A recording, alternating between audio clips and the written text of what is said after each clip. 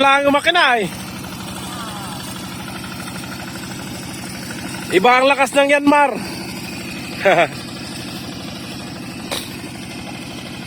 Yan. Yan yung isa sa makinarya mga kaagri na pinagkaloob sa atin ng PhilMech, Philippine Mechanization Program. At yan po ay natanggap ng ating farm beneficiaries under ng samahan ng magsasaka at mangingisda ng Barangay Kawayan. So napakalaking bagay po sa tulong ng PhilMech na napagkalooban tayo ng hand tractor. At yan po ay pinakikinabangan ng maliit nating magsasaka dito sa bayan ng Real. So kitang kita mo naman po na napakaganda ang kondisyon. So minor lang ang takbo niya. Talagang kayang-kaya ng makina. Ayan po. Yan po ay Yanmar. Ayan. Ating operator na si Roland. Ayan. Napakaganda ang Yanmar.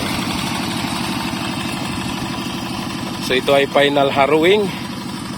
At pinapantay na rin po ang itong sakahang ito, itong tubigang ito. Kailan mo balak magtalok?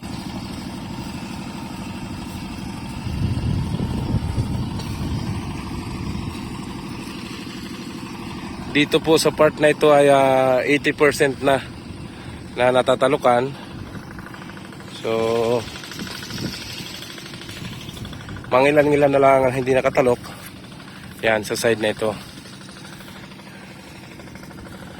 So mayroon din doon nagmamakina. Yan.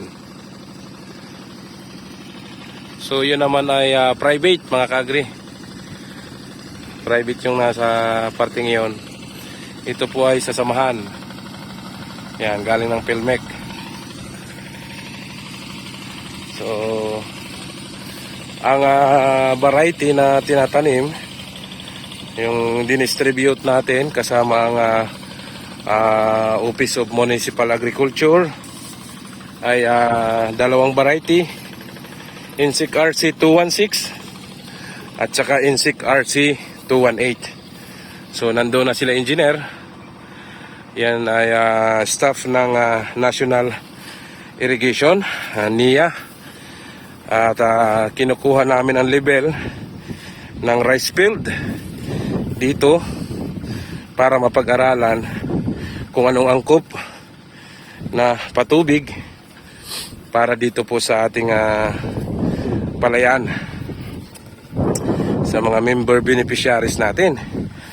So kung kaya ng gravity from river ay gagawing gravity.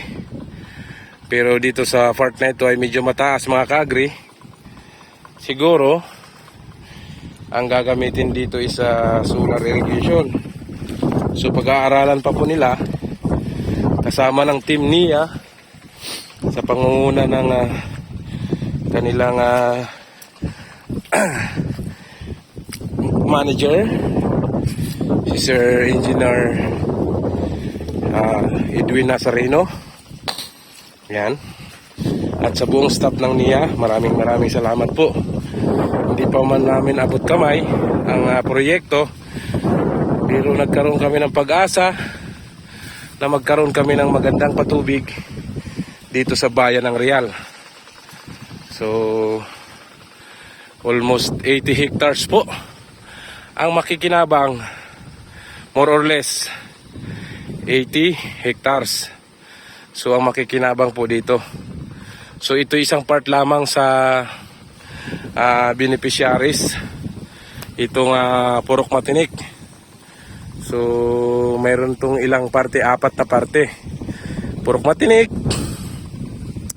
Purok Buho, Purok Tayumanak, Purok Batibot, Purok Sawali. So 5 pala.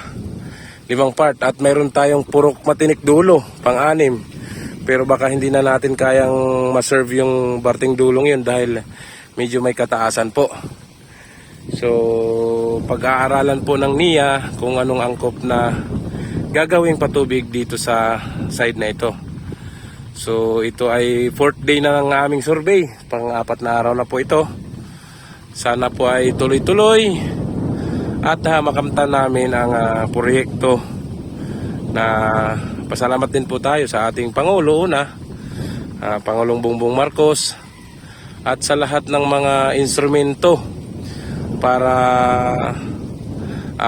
matulungan ang ating kapwa maliliit na magsasaka na talaga namang apektado sa nakaraang tag-init o tagtuyot, na iilan o 50%, halos 60% to 80% ang hindi po nakabukid sa mga panahong iyon last dry season. So bitak ang aming mga sakahan, sa madalit sabi, walang kita. Gumastos kami, hindi nakaani. So walang kita, failure. Sinamahan pa ng daga dahil hindi po nakatalok ang iba. So matotal, lugi na naman ang magsasaka. Kaya malaking bagay ito. Nagkaroon kami ng kaunting liwanag.